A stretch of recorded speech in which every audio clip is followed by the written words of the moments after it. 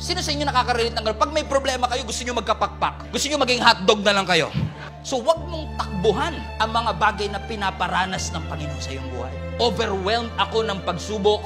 Lahat ng lugar na tignan ko, gusto ko nang mamatay. Ang sinasabi ng psalmist, grabe, overwhelmed ako. Kung may pakpak lang ako, lilipad na ako, tatakas na ako. Yun yung sinasabi niya. Pag may pakpak ka, makakatakas ka. Kasi gusto mo pag may problema ka, takasan. Makaiwas sa galit ng mga kaaway na katulad ng malakas na hangin at bagyo. Bakit? Kasi karamihan sa atin, kapag dumaranas ng pagsubok, gustong magkapakpak. Gustong lumipad, gustong makatakas. Sino sa inyo makaka-relate sa akin? Nung nagkaroon kayo ng matinding pagsubok, ang dami niyong tanong, Lord, ba't naman kailangan mangyari sa akin to? Lord, napaka makapangyarihan at mapagmahal mo. Why would you allow these things to happen to me?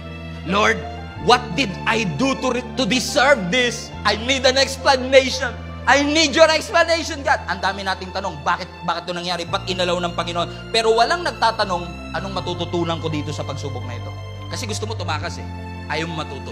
Tanong tayo ng tanong, anong ginawa ko, Lord, para i-deserve ko to? Pero walang nagtatanong, paano ko lalago sa sitwasyon na pinagdadaanan ko? Gusto natin ng escape, gusto natin ng freedom as quickly as possible, but we don't want to get the wisdom of the things that we are experiencing right now, na ang gusto na Lord, kaya hindi kanya iniiwas, kaya hindi kanya binibigyan ng pakpak, kasi gusto niyang matuto ka sa circumstance ngayon para hindi mo na ulitin uli.